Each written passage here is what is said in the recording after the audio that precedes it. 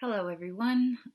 Today we're going to be talking about how you can share your Zoom recordings without having to use the cloud-based storage on Zoom, and instead using either your Google Drive or sharing the video via YouTube.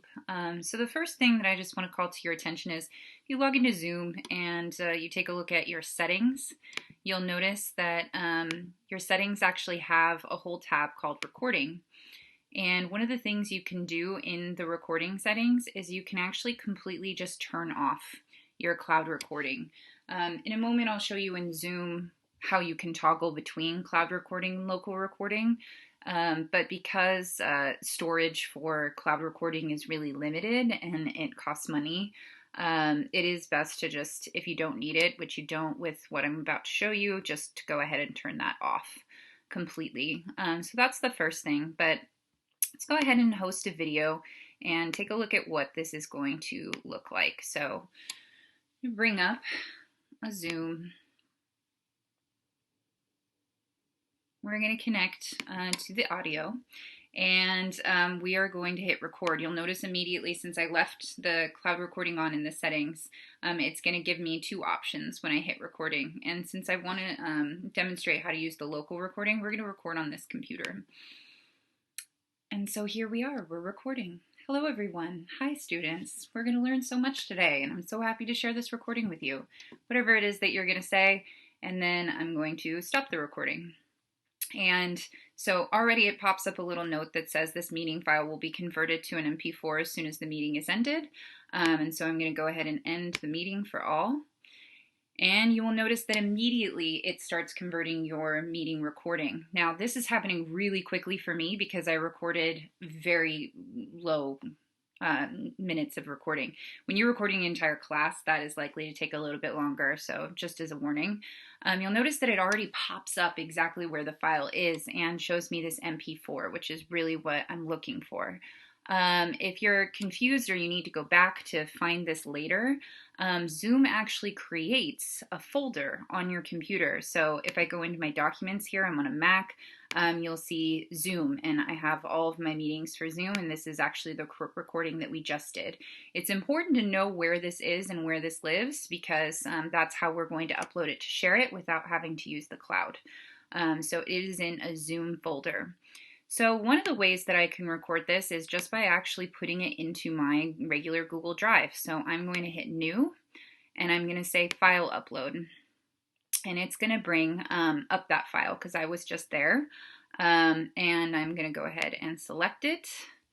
I'm going to click Open, and it is already going to start uploading this file. So now you'll notice that that also was very quick because my meeting file is so small. This can take a little bit longer if it is a longer file, but there is my video right there. Now it might actually take just a quick second for it to convert, but once I click this, once it's converted, if I double click it, it will actually pull up the video and I would be able to play it right from here. That is the video. I can go into here and right click or control, and it'll bring me all my settings, including getting the link to share or sharing it via email with somebody else. And so I can click get the link to share, and I can put this link right into my Google Classroom or send it out in an email or however else I'm securely sharing it with my students. If I wanted to be a little bit more organized than this, we have a lot of storage on the Google Drive, so this is probably like the easiest, quickest, simple way to kind of get this shared with a mass of people. But another way to share is to actually upload it to a YouTube channel.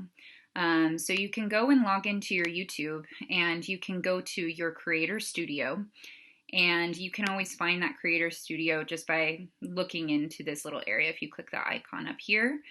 And then I'm going to click this little button right here that says Upload Videos. And so when I click this, it brings me a place where I can select files to upload. So I'm going to click this, and again, it's bringing us right back to that Zoom folder that had the Zoom from today's meeting. Gives me the date. It actually, if my Zoom was titled something, it would also include that title of that Zoom. And I'm going to click this file, and I'm going to say Open. And this is going to go very quickly as well, again, because the file is so small. I can retitle it